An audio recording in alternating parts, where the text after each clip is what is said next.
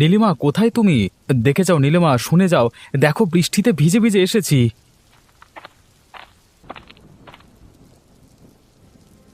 আরে ছাতার মাথা, তুমি আবার এখানে হাজির হলে কেন? আর কোথাও যাওয়ার জায়গা ছিল না? এরকম করে বলছেন কেন আমাকে? আমি তো এবারই জামাই। এই জামাই হওয়ার কত যে দায়িত্ব তুমি পালন করেছো সেটা তো দেখতেই পাচ্ছি।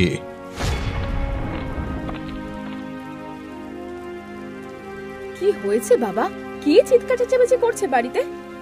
দেখ, তোর অকাল কুষ্মাণ্ড বর এসে হাজির হয়েছে বাড়িতে। নিশ্চয়ই শহরে নিজের পেটে রোজগার করতে পারেনি, তাই ভিখিরির মতো বৃষ্টিতে ভিজে ভিজে হাজির হয়েছে এখানে। তুমিও আমাকে অপমান করলে এভাবে নীলিমা। তুমিও তো আমাকে ভালোবেসে বিয়ে করেছিলে। ভালোবাসা জানলে গোলে পালিয়ে গেছে। ভালোবাসা জানলা দিয়ে গোলে পালিয়ে গেছে। যার খাওয়ানোর মুরত নেই তার মুখেই ভালোবাসার কথা মানায় না। আমাকে অন্তত বাড়ির ভেতরে আসতে দাও নীলিমা। ঠিক আছে, এখনের মতো এসে যাও, তবে যত তাড়াতাড়ি সম্ভব বিদায় নেবে ততই মঙ্গল।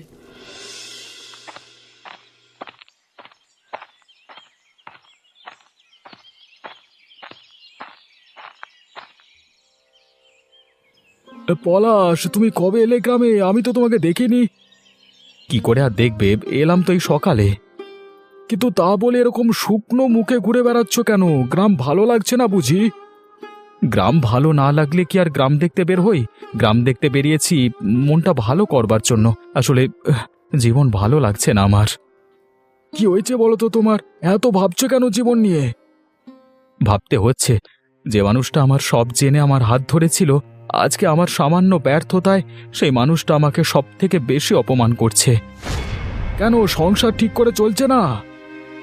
হঠাৎ করে চাকরিটা গেল শহরের, ভেবেছিলাম এখানে এসে অন্তত একটু আশ্রয় পাবো, কিন্তু তার বদলে এমন অপমানিত হলাম যে কুকুরেও এমন অপমানিত হয় না। একটা কথা বলবো পলাশ তোমাকে, বড় ভাইয়ের মতো কথাটা শুনবে? বলো না গোপালদা, একমাত্র তুমিই তো শুভাকাঙ্ক্ষী আছো এখানে। নিজেকে প্রতিষ্ঠিত করো, তখন কারোর অপমান তোমার গায়ে লাগবে না, বুঝলে? সেটাই তো চেষ্টা করছি, কিন্তু কোথাও কোনো থই পাচ্ছি না। আরে ভেবে দেখো তুমি কোন কাজটা সব থেকে ভালো পারো। যে কাজটা তুমি সব থেকে ভালো পারো সেই কাজটা লজ্জা শরমের মাথা খেয়ে করতে শুরু করো। একদিন দেখবে প্রতিষ্ঠিত হবেই। তুমি যখন সাহস দিয়েছো গোপালদা, নিশ্চয়ই চেষ্টা করব। এখন আসি, আবার পরে কথা হবে, হ্যাঁ?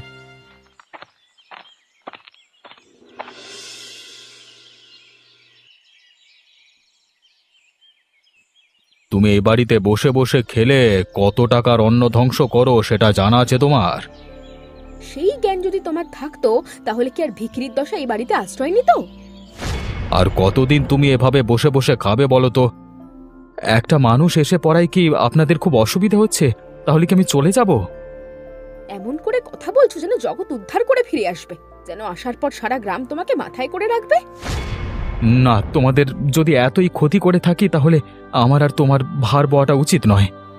তাহলে যাও না, কিছু করে দেখাও দেখি নিজের দমে। ঠিক আছে, আমি প্রতিজ্ঞা করছি, আমি নিজের পায়ে দাঁড়াবো এবং নিজেকে প্রতিষ্ঠিত করব। মুখের কথায় তো তুমি বাগ মারতে পারো, দেখবো কতটা সত্যি করে দেখাতে পারো। চেষ্টা নয়, সত্যি আমি এবার করে দেখাবো, এবং সেটাই হবে আমার এই অপমানের প্রতি উত্তর।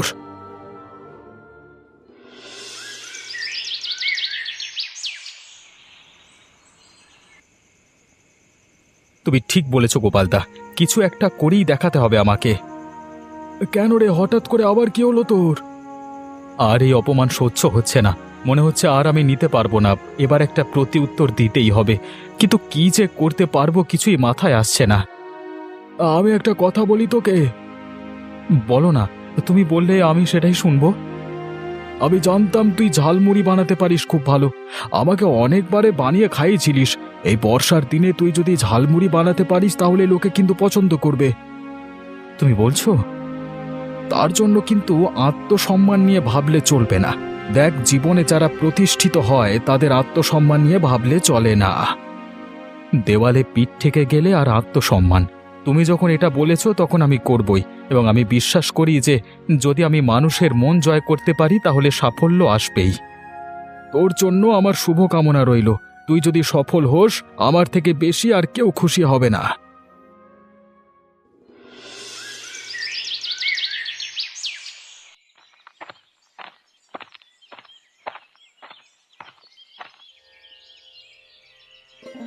বাড়িতে জামাই রেখেছেন আর দেখছেন না জামাই কি করে বেড়াচ্ছে?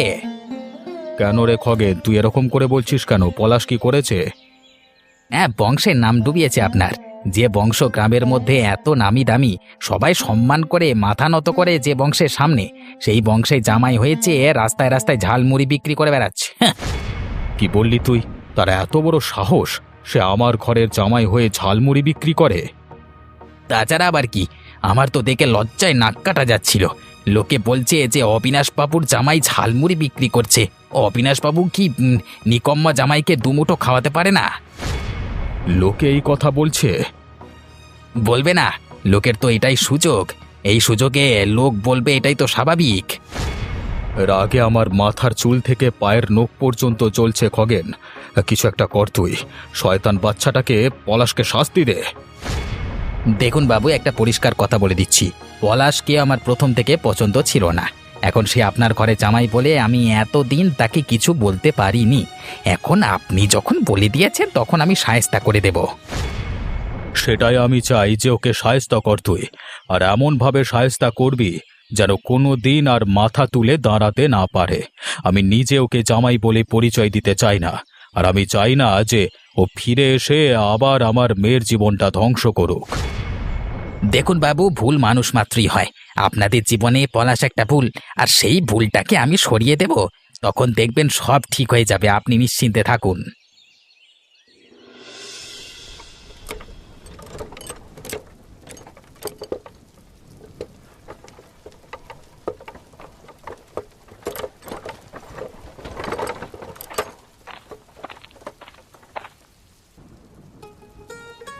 আরে দাঁড়া পলাশ, এত তাড়াহুড়ো করে কোথায় যাচ্ছিস? কি হলো, তুমি আমার রাস্তা আটকালে কেন?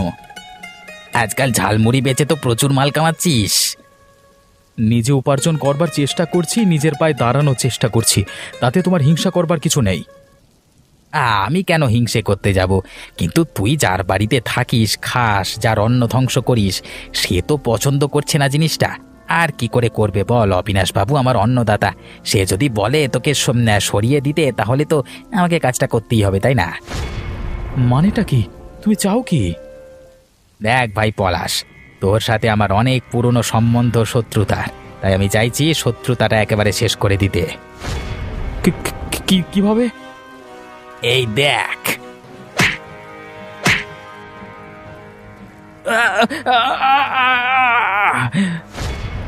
এইবারে এই বৃষ্টির জলে তোর রক্তে মিশিয়ে লাল হয়ে যাবে। সকাল হতে হতে তোর শরীরের সব রক্ত ধুয়ে চলে যাবে। তবে চিন্তা করিস না, আমি তোকে এমন ভাবে মরতে দেব না। হ্যাঁ চল, তোকে এই অবস্থায় জলে ফেলে দিই, কারণ এভাবে মরলে আবার লোকে দেখলে অনেক কিছু ভাবতে পারে। আমাকে ছেড়ে দাও, বাঁচতে দাও আমাকে খগেন দা, ছেড়ে দাও। চল বেটা চল। আমাকে ফেলো না, আমাকে জলে ফেলো না, মরে যাব।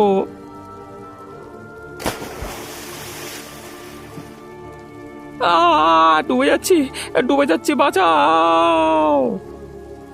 এতদিনে বেটার উপযুক্ত শাস্তি হয়েছে। হ্যাঁ যাই, অবিনাশ বাবুকে খবরটা দিয়ে আসি।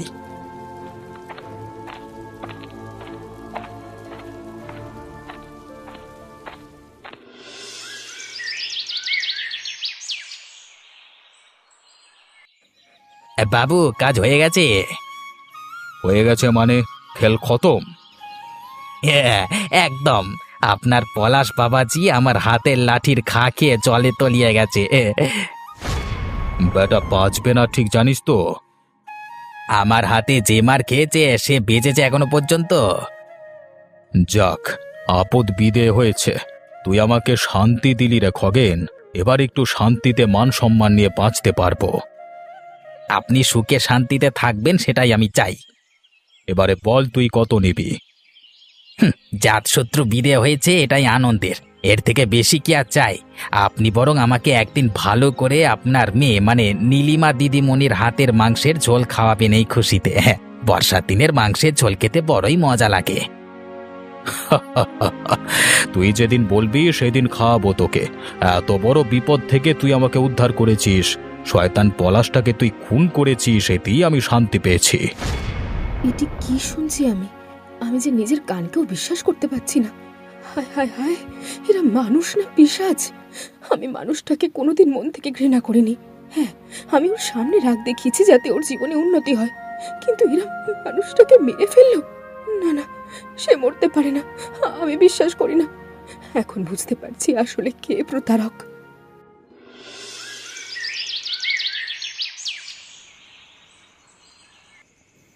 লতাদি, একটু বিশেষ প্রয়োজনে তোমার কাছে এলাম। কি হয়েছে রে নীলিমা? আমি বড় ভুল করে ফেলেছি, তাই গোপাল দাদার কাছে আমার যাওয়ার মুখ নেই, তাই এসেছি তোমার কাছে। আরে বাবা, কি হয়েছে বলবি তো? আমি আমাদের মানুষটাকে অপমান করেছিলাম, কিন্তু কোনোদিন চাইনি যে সে মারা যাক। হাজার হোক তাকে ভালোবেসে বিয়ে করেছিলাম, কিন্তু আমার বাবা আর খগেন সবাই মিলে ষড়যন্ত্র করে পলাশকে খুন করে জলে ফেলে দিয়েছে। কি বলছিস তুই? গত রাতে সে যখন ঝালমুড়ি বিক্রি করে বাড়িতে ফিরছিল, তখন খগেন তাকে আক্রমণ করে, লাঠির বাড়ি মেরে ওকে জলে ফেলে দিয়েছে। তাহলে তোর ঠিক থাকার সম্ভাবনা খুব কম, কিন্তু আমি বিশ্বাস করি না সে মরতে পারে। ও খুব সাহসী ছেলে। তুমি গোপালদাকে একটু বলো না, একটু খোঁজ নেবে গো। তোর গোপালদা জানতে পারলে নিশ্চয়ই প্রচন্ড খোঁজ করবে, কিন্তু তুই যেভাবে বলছিস তাতে তো পাওয়ার সম্ভাবনা খুব কম। তবু আমার বিশ্বাসও ফিরে আসবে। তোর বিশ্বাস আর ভালোবাসার জোর যখন আছে, তখন ওপরওয়ালার কাছে প্রার্থনা কর সে যেখানেই থাকুক ভালো থাকুক, আর একদিন তোর বুকে ফিরে আসুক। আমি প্রার্থনা করে যাব, তুমি শুধু গোপালদাকে একটু বলো। সে বিষয় তোকে চিন্তা করতে হবে না, আমি সেদিকটা দেখে নেব।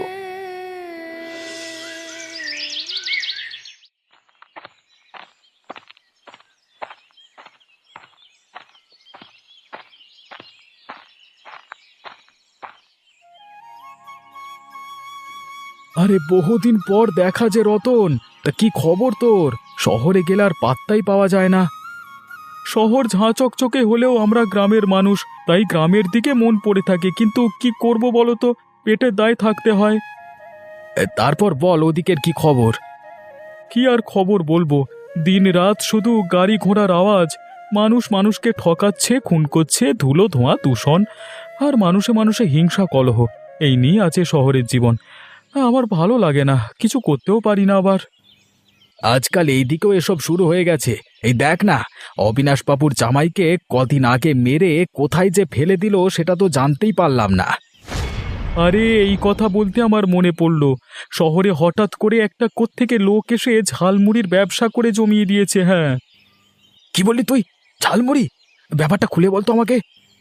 আরে লোকটা কোত্থেকে এলো হঠাৎ করে জানি না, প্রথমে তো রাস্তার ধারে ঝালমুড়ি বিক্রি করত, কিন্তু তারা এত ভালো ঝালমুড়ি এবং এত বিক্রি যে দুদিনের মধ্যে দোকান খুলে একেবারে মানে বড় দোকান বানিয়ে ফেলেছে। তুই তার দোকান চিনিস? আমি তো রোজ খাই তার কাছে। তাহলে তার ঠিকানাটা দে তো, আমি যাব তার কাছে। এই নাও, লিখে নাও ঠিকানা। বেশ, যাও না, তোমারও ঝালমুড়ি খেতে বেশ ভালো লাগবে, দেখো। হে,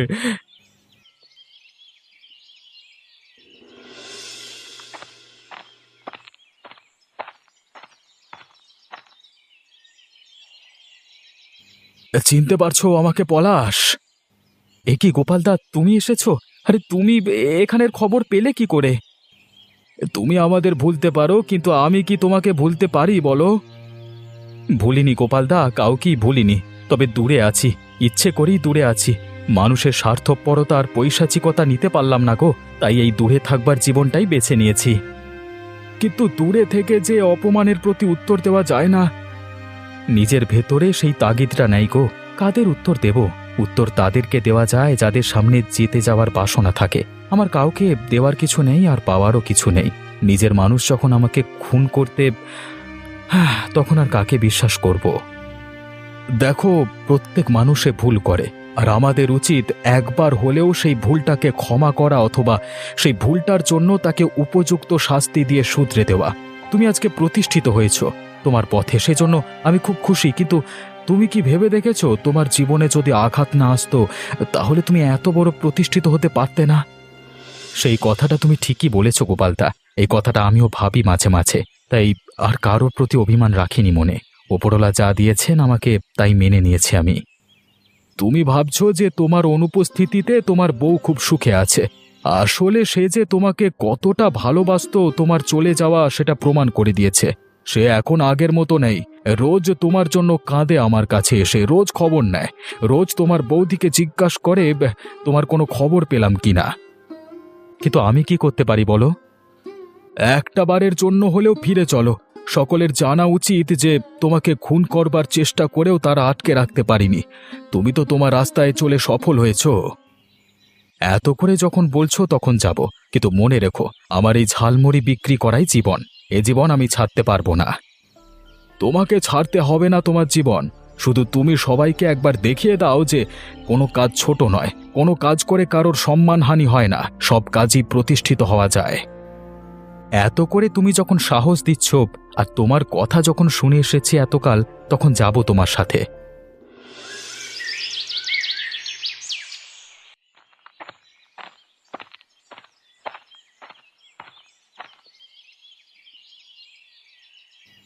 ও কি, কে এসেছে এটা? পলাশ, তুমি তুমি বেঁচে আছো? যাকে খুন করতে চাইলেন তাকে ভিখিরি অবস্থা থেকে আজকে রাজার অবস্থায় দেখে চিনতে পাচ্ছেন না? আজও আপনার আমার সকলের থেকে অনেক বড় লোক, চাইলে আপনার মতো 100টা অবিনাশকেও কিনে বেচতে পারে।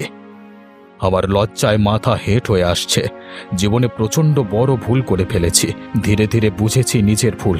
আজকে তোমাকে প্রতিষ্ঠিত দেখে নিজে খুশিও হচ্ছি, আর লজ্জায় মাথা নিচু হয়ে আসছে।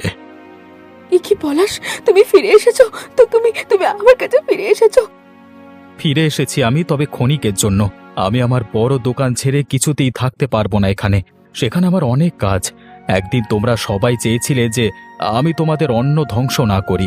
আজকে আমার উপর নির্ভর করে প্রচুর মানুষ নিজের অন্ন সংস্থান করেছে, তাই তাদের কথা ভেবে চলতে হয় আমাকে।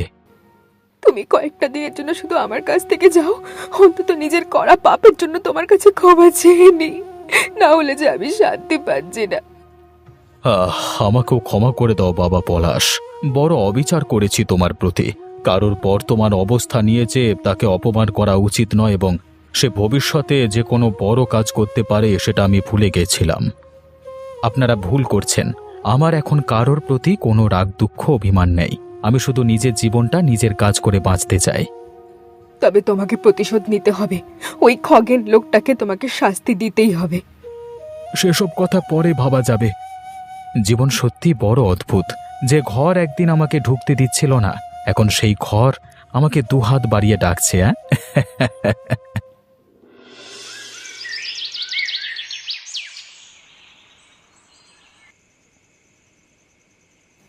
আমি জানি তুমি আমাকে কোনোদিন ক্ষমা করবে না, কিন্তু আমি তোমার কোনোদিন ক্ষতি চাইনি।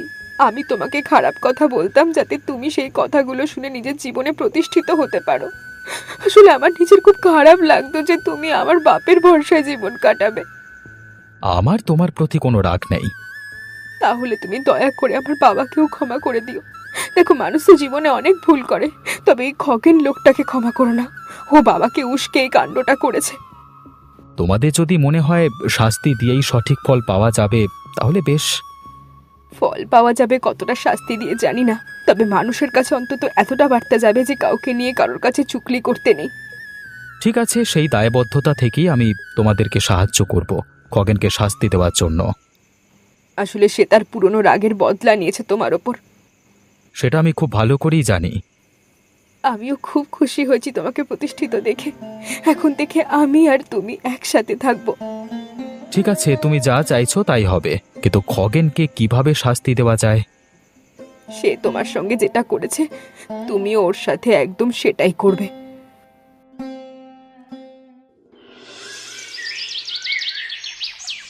পালিয়ে যেতে দিস না মালটাকে। ছেড়ে দাও, ছেড়ে দাও, তোমায় ছেড়ে দাও। ছেড়ে দেবো বলে তো তোকে ধরিনি রে খগেন। তুই আমার শ্বশুর মশাইকে উত্তপ্ত করে যে কাণ্ডটা করেছিস, ঠিক সেই কাণ্ডটা আজকে তোর সাথে হবে। পাপের শাস্তি পাবি খগেন তুই আজকে। বাবু, একে তাহলে কি করা যায়? প্রথমে উত্তম মধ্যম দাও, তারপর মারতে মারতে ভরা বর্ষায় উত্তাল জলের মধ্যে ফেলে দাও। বেরোটা বেরোটা লাগছে, জলের মধ্যে ফেলে দিলে মরে যাবো, সাঁতার জানি না। সেটাই তো একমাত্র শাস্তি হবে রে। দেখ, আমি কোনো ভুল করিনি, তাই তুই আমাকে মারবার চেষ্টা করেও কিচ্ছু করতে পারিসনি, কিন্তু তুই পাপ করেছিস, আর সেই জন্য ওপরওয়ালা তোকে কি শাস্তি দেবে কেউ জানে না। ওরে বাবা রে, মেরো না, খুব কষ্ট হচ্ছে। এবার ওকে জলে ফেলে দাও।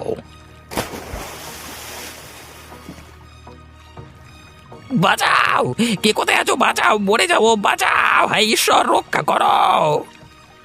আজকে তোকে কেউ রক্ষা করতে পারবে না। সকলের কাছে এরপরে অন্তত একটা বার্তা যাবে যে কেউ যদি ভুল সিদ্ধান্ত নেয় তাকে শুধরে দেওয়া উচিত, তাকে কুবুদ্ধি দিয়ে আরও পাপ করানো উচিত নয়। বাবা পলাশ, তুমি আমাকে ক্ষমা করে দিও, না হলে তুমি চাইলে আমিও জলে ঝাঁপ দিতে পারি। না না, আমি আপনার উপর কোনো রাগ করিনি। তাহলে এবার থেকে এই গ্রামে তুমি একটা তোমার ঝালমুড়ির দোকান খুলবে। আপনি যখন বলেছেন তখন আমি শহরের দোকানের পাশাপাশি এই গ্রামেতেও একটা ঝালমুড়ির দোকান খুলব। তাহলে আমরা রোজ পলাশের দোকানে ঝালমুড়ি খাবো আনন্দ করে।